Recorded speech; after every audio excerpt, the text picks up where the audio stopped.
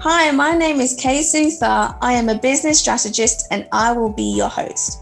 In this podcast, I'll be getting raw, real, and relentless whilst interviewing successful entrepreneurs from all over the world who specialize in different aspects of business. We'll cover the 5 main pillars of business, which are sales, marketing, finance, operations, and leadership, but not forgetting mindset, live and digital events, plus much, much more. You will gain insights, tips and tricks, and discover jaw-dropping actionable steps that you will be able to put in place for your business right away. Guys, I have a fantastic guest for you here today. Her name is Danna Olivo. She is a business birthing specialist. She has worked with hundreds of solo and micro entrepreneurs to help them gain a foothold for growth in their small business and to stop the money bleed. She is a #1 best-selling author, having written 5 books, and the latest one is called Social and Sociopathic. She works with solo and micro business owners, mentoring them on what is needed to build a successful business around their products or service offerings. She is here today, guys, to share with us and take us on a trip on learning how to build a small business, take it to the next level by thinking big. Please welcome to the show, Danna Olivo, CEO of MarketAtomy. Thank you. Welcome to the show, Danna. How are you doing today? I'm doing good. It's Saturday here, and it's Saturday morning. My granddaughter's getting ready to come in, so we're getting this out of the way before my granddaughter gets here. I hear that she'll probably be making a lot of noise in the background and getting into a lot of trouble, I take it. Yeah, she's 2.5, so yeah, you can expect that. Oh, yeah, the trouble twos, right? Yeah. Perfect. So I have some burning questions for you today, Danna. But before we get into all of that, I would love for you to tell us all what you actually did before, you stepped into building your own business. Oh, my goodness. Well, I've got 35 years in the architectural engineering and construction market. Within that market, I did marketing, business development, and strategic planning. And I worked my way through every logistical cycle within the AEC market because I needed to know, who am I talking to? Who am I marketing to? Mm-hmm. And so in order to do that, I had to delve in and get used to learning what it is because the entire market deals B2B. Right. So, okay. Yes. So then how did you, from doing all of that in architecture and, marketing, how did you come about building your own business? Where did that start from? Well, in 2009 was the peak of the recession back then. Okay. And I was laid off from one of the world's largest construction management firms. Wow. And the world was going through the same recession all over the place. The only country that was coming out of the recession faster than anybody was Brazil.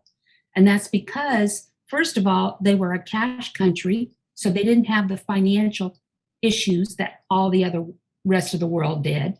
And also they had just won both the bids for the 2014 World Cup and the 2016 Summer Olympics. So with my experience, I felt comfortable going into Brazil to create inroads for companies here that wanted to break in internationally.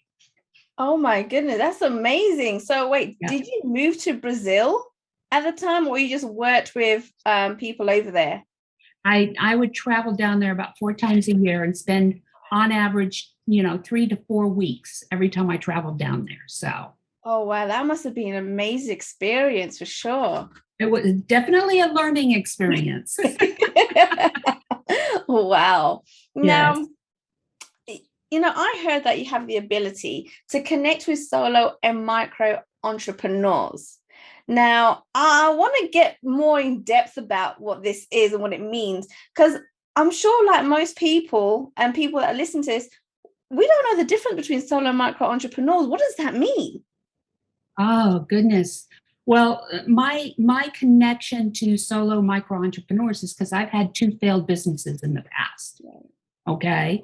And so generally what happens when you fail is because you don't know what you don't know about running a business. Exactly. And I didn't find that out until after the second business failure, and I went back to school and got my degrees in business marketing and also management information systems, which is database architecture design. Okay. So, that's where my connection to these small micro solo entrepreneurs. And when we're talking about that, we're talking about companies that are 1 employee up to about 10, 15 employees. Generally, they're not making more than maybe $500,000 a year at the high point. They could be right at that $1 million mark, but they don't know how to take it the next step. Okay, they're pretty much self-funded most of the time because they can't get a lot of bank funding, and that's what a micro and solo entrepreneur is. It could be a side hustler. It could be Okay, interesting. So tell us about your ability to be able to connect with these people. What does that mean? Because that is your superpower, right? It is. Basically, I don't. When I'm meeting with my clients, I don't just jump into a sales pitch. Okay. What do you mean? No, I don't. I mean, I am, in business development and everything, but I don't, because one thing I have learned on both sides of the coin is those relationships. As a strategist, I'm privy to a lot of confidential information with these companies. Okay. And I want them to feel as though they can trust, trust and rely on me to have their best interests. So I will actually go through and create that relationship just as though we're talking right now. Okay. Yeah. Down in Brazil, one of the things I learned is the difference between here and Brazil is here, you pretty much get into, when you have a business appointment, you get into the selling portion of the business meeting within the first maybe 20, 30 minutes. Okay. But aren't you supposed to do that? No, because what you're doing is what you're doing at that point is it's all about me, meaning who's selling. You don't know what the customer wants yet. So you need to delve deep and find out, where are their hot points? Where are their touch points that are where they're suffering? And so I do that through conversation. We may start out in conversation, about family, or we'll talk about business. And I might throw out something about, here's what I have found, in my own experience with my own small businesses. This is what I found that I struggled with. And by doing that, what you're doing is you're creating a relationship that gets them to open up. Right. So you're saying to me that the number one rule shouldn't be get that sale. It should be build a relationship first. Exactly. And that's you want to build that relationship because people buy from those that they know, like, and trust. And if they don't know you, if they don't trust that what you're trying to sell them is the solution that they're looking for, chances are you're going to spend 3 months trying to convince them. Right. Yeah. And you don't want to become their friend. You want to become their friend, and you want to let them know, hey, I understand what you're going through. I've been through it. Been there, done that. Yeah. And here's how I fixed it. And do you know what is really funny that you mentioned this, because I know myself, and I'm sure this is the same with many other people. I constantly get people telling me, oh, we do this and it's this much. Come and join us and we'll tell you a little bit more. Do this package or do that package. I'm constantly getting messages on Facebook, on LinkedIn. That's what everyone seems to be doing. So I think it's almost like, because that's what people are doing and we see so much of that, that's how you start a business. Yeah, no. That's not how you start a business, you know. I mean, it's great. What they're trying to do is they're trying to brand themselves out there, but that is not how you convert. That's not how you convert those prospects. You know, you convert those prospects if you're doing it online, say in LinkedIn or something, is joining some of the groups and having conversations with the people in the groups. Like I'm part of several small business groups within LinkedIn, and I'll join in on conversations. I have my own group on LinkedIn. Right. You know, there's certain things that, you know, you have to approach not cautiously. It's not being cautious. It's with a transparency is what I'm trying to say. You want to approach it with a transparency. I'm here to help you. You know, I'm not here to line my pockets per se. Right. All But right. you know, building connection and building that relationship, it can take forever to do that, right? And what people want is money now in the bank. Yeah, not really. Okay. It depends on how you approach it. And it depends also on the size of the sale. Okay. But in my case, I'm not talking about big dollar amounts. Okay. I'm talking about, you know, courses with the Academy, you know, some of those courses, you know, average between $25 and $75 a course. Okay. So we're not talking about large ticket prices. All right. The other thing, but if you've got a large ticket price, you know, if you're talking about selling a home, you know, or a car or something like that, you go into a car dealer and they're all about selling that car and really selling you on that car. Yeah. If you haven't done your research beforehand, you know, you can find yourself in a vehicle that you hadn't planned on, you know. Right. It's just, you know, a house. Now, a house is a different story. Okay. A house, you want to develop that relationship with your realtor. And the realtor wants to develop it because they want to make sure that they're bringing you what you want. Right. You know, so. And I'm assuming that should be the case with no matter what product that, you know, you're trying to sell, whether it's a low ticket, a high ticket, whether it's a 12-month program, you know, a 6-week program, you should always go you know, and speak to that client with the idea of building that relationship before trying to sell them anything. That's what you're trying to say, right? That's exactly it. Right. But it doesn't stop with the sale. Okay. What do you mean? It doesn't stop with the sale. That's where a lot of companies will fall into a trap. Okay. And customers will fall through the gaps. Once you've made that sale, the prospect has to be, their expectations need to be met through the entire process. Okay, so yes, at that point when you make that sale, they may be passed on to your accounting department or your service department or something like that. But you want to make sure that that client is being serviced.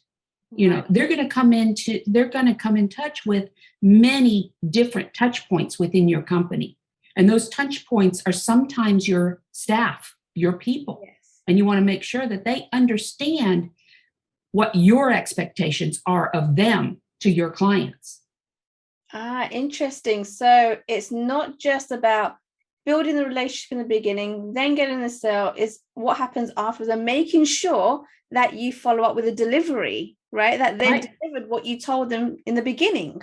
Yep. And it's important to remember. It's important to remember that your closest competitor is right behind you. And if you are not meeting the expectations of your client, they will easily be able to swoop in and take that client from you. Keep in mind, a satisfied customer becomes a loyal advocate. And those loyal advocates become your fans. And they're your back-end salespeople. They're the ones who are going to be out there selling for you at the back end. I see. You know what? And I love that. I love what you just said there. Oh my God, I'm going to use that as a quote for sure. So, Danna, tell me this then. You know, you've done a lot of different things and you've grown and you went back to school and you got educated and things like that. But what really qualifies you as an expert in this field? Experience more than anything. Right. Right. Experience more than anything, although I did learn what I didn't know about the operations and business side of things when I went back to college. Okay. Now, luckily, I was in a position where I could do that. But most small micro business owners aren't in that position because they are in a position where they're working so hard in their company to bring in those paychecks, Right. Bring in those checks and things like that, that they're jumping. You spoke earlier about, being people just reaching out. Yeah. Oh, we can do this for you and we can do that for you, and things like that. And what I tell my customers is take a step back and think, okay, does it fit within the vision of your company? Right. All right. Does it make sense for you to invest in what they're selling you? Does it fit within your vision? Right. So and that's why it's, that would prevent the shiny object syndrome. Yeah, exactly. Right. Exactly. And so that's what I tell my customers is, it's so important that you have this strategy. You have your vision outlined. You have, your long-term and short-term goals outlined. Because if you don't know where you're going, how are you going to know when you get there? That exit strategy is critical. Yeah. Is understanding that, what is it that you're trying to provide to your customers? What is that special sauce that you bring to the table for your customers? Where is that value that you bring? And if it doesn't meet that criteria, say goodbye. Tell them, no, that's okay. Yeah. Okay. I'd like to go back a little bit about what you said, that you went to school to learn things that you didn't know you had to learn or didn't know about in business. And that's really interesting to me because, we hear about these multimillionaires that become successful where they dropped out of high school or college and things like that. And I guess it's the reputation is being given is that you don't need to go to school to learn anything. You just go ahead and do it and you just figure it out. So I'm laughing. If you go back to a lot of those entrepreneurs that are making thousands of dollars, millions of dollars, and ask them, what was it like when you first started out? You will find a lot of similar stories about the struggles that they went through, what they did. It may seem like it was overnight, but it was not. No. It's like I said, a lot of solo micro entrepreneurs are self-funded. What a lot of them don't realize is going in for a business loan still relies on your personal credit. You're not going to get a business loan if you don't have the credit or the equity to back it up. Yeah. So until your business builds a credit, credit behind it, you're going to be the credit that's going to hold it. Yeah. And I deal with a lot of customers who come to me saying, well, I'm going to go, I want to put together a business plan to go out and get some investment dollars. And during the process of talking, there's a lot of things that come into play here. But what I tell small businesses when they're talking about this, I says, are you prepared to give up the majority of your company? Okay, because when you ask someone to come in and put their hard-earned dollars on the line for your brand new company, they're going to ask for a majority share of that company, because that's how they guarantee that they're going to get a return on their money. Right. And they know that they're the ones taking the risk, not you. Yeah, I see. So it's always great to make sure, if you can, go back to school to actually learn the foundations of business and then go out there, implement them, and then learn other stuff out of your business, the real life business out there and how that works. That's what you're saying. That's what most people would think. Okay. Yeah.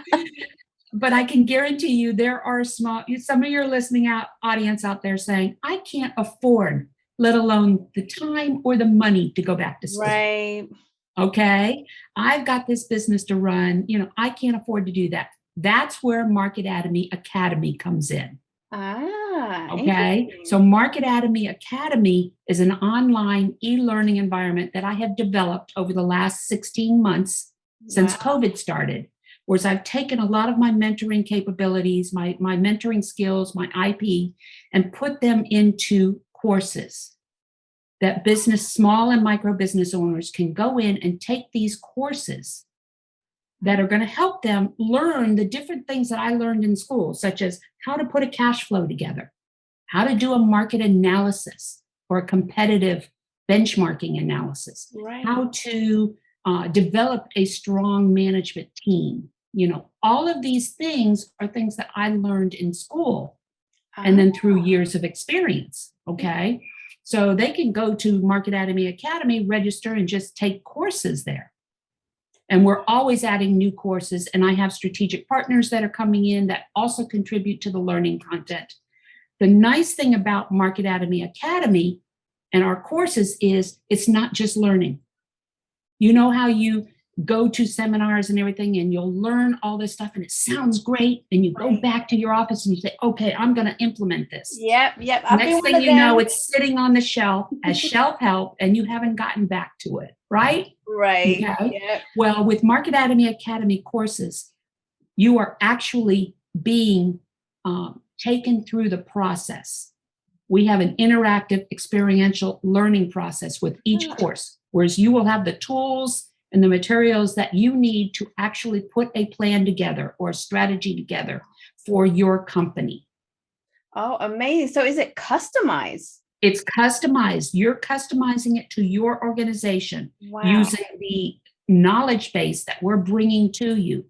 At the same time, we have accountability measures in place. We have bi-weekly coaching, group coaching that helps you stay on track. We have a free Facebook page strictly for our subscribers. We have bi-monthly mentoring that we're introducing. Okay, where you can actually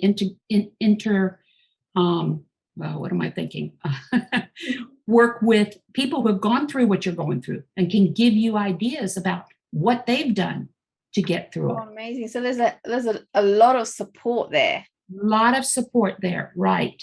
And it's not just me. I have a lot of strategic partners that are contributing to this. There's been this is the time that e-learning is just ballooning through the roof. Okay. And so this is the time where small and solo entrepreneurs can make a difference. Right. In the success of their business, because what we're doing is we're building the infrastructure, what they need to build a business around their product or service offering. Right. So, Danna, let me ask you this. Is there a quick principle that you can maybe teach our audience today that they can relate to and immediately apply to their business right now? Coaching is one thing, not operating in a vacuum, because when you operate in a vacuum and it's just you making these decisions without bouncing things off, that's where you're going to lose a lot of, cash. You're going to be bleeding money because you're going to find out. And I say this from experience. Okay. The Academy is set up along 5 critical phase areas of growth for early stage business, any business really. Right. Okay. You've got the see it stage. The see it stage is your vision. This is where you've said, okay, I got an idea for a business. I want to go into business doing this or producing this. Okay. Then you've got the prove it stage. The prove it stage is where you go out to the market and you ask people, you confirm that people want what you're selling. They're willing to pay hard-earned dollars for what you're selling, and you're making enough profit margin in what you're selling. Okay. Because there's nothing worse than going on to stage 3 to build a business model and spend months doing that and find out that nobody wants it. Right. So that's phase 3 is where you're actually building your business. You're putting your systems and processes in place, your marketing, your messaging, everything is being done in the build it phase. Okay. Right. You're also starting to earn your revenue. You're starting to bring revenue in during that stage. That may carry you through to, say, 2 years. Okay. Around 2-3 year mark, what's happening is now you're ready to expand your business. But before you expand, okay, you have to worry about, okay, how am I going to pay for the expansion of my business? Right. So phase 4 is the funding side. This is where we learn how to put together pitch decks and things like that so that you can go for angel funding or, bank equity loans, or something like that. And then finally you move into the growth stage, which is where you take those funds because you know how much it's going to cost now. Right. You take those funds and you turn those funds into an exponentially growing business. Amazing. Okay. Right. So, but the problem is most small micro businesses go into business. They have an idea. They skip the proof stage. They skip the build stage, and they go straight into the growth stage or the funding stage. And before they know it, they have run out of money. Yeah. And they're having to close their doors or something like that. What we're here to do is to kind of give you that roadmap to help you build that business, right? And earn revenue at the same time. But you have to do it in the order that is meant. I see. Oh, I love that. Thank you so much for that piece of advice there. I think there's a lot of people out there that do skip a lot of those steps. For sure. Right. And that's why people fall flat on their face, right? Yep. And so having that information was awesome, Danna. So would you be able to tell us a few success stories that you've had recently? Oh, goodness. Some of them are still going on. I had a women's shoe sandal manufacturer, okay? And they came to me because they wanted to go for funding. Okay.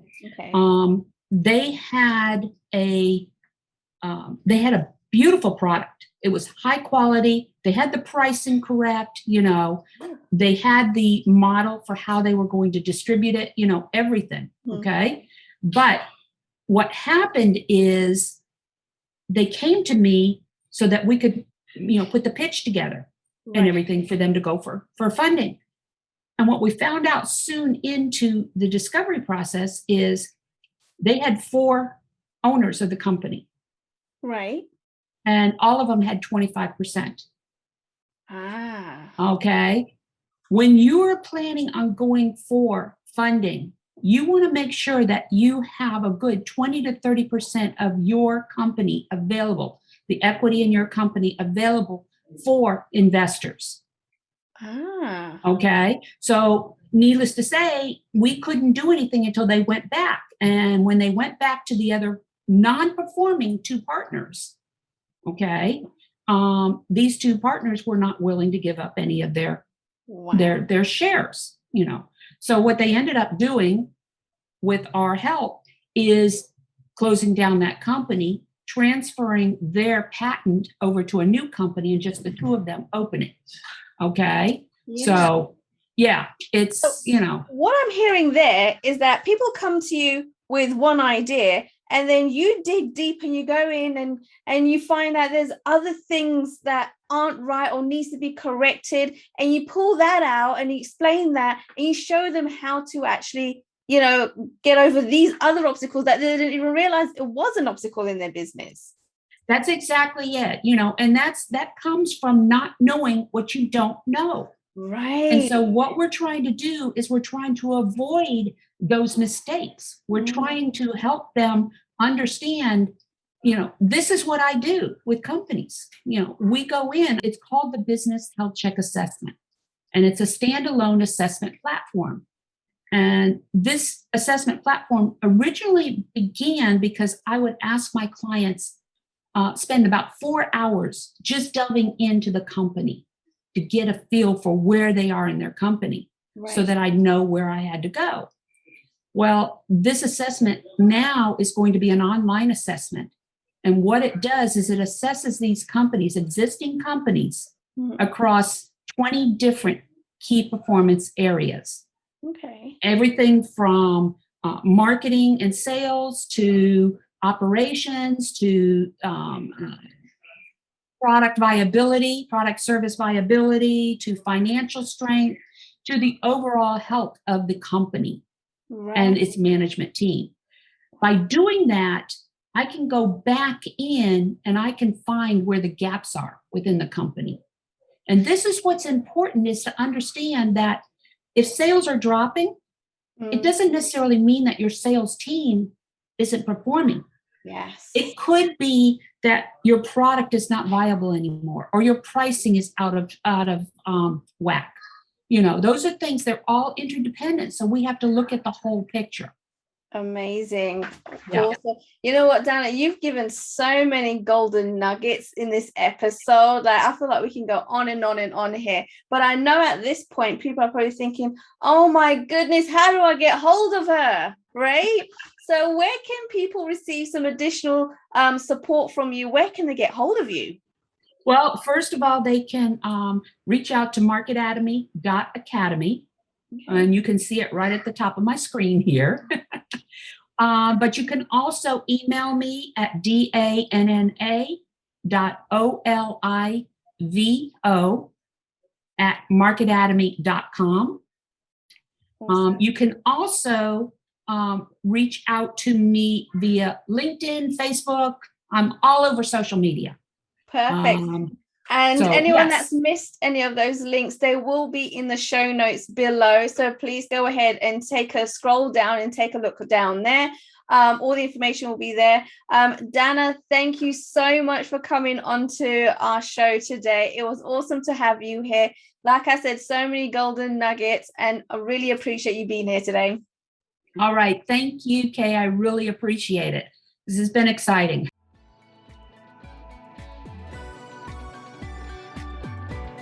Thank you for your time and listening to Uncensored Society Podcast. All resources mentioned throughout the episode will be added to the show notes, and you'll be able to find them at the bottom as you scroll down. Don't forget to go ahead and subscribe and leave a review in iTunes. Thank you once again.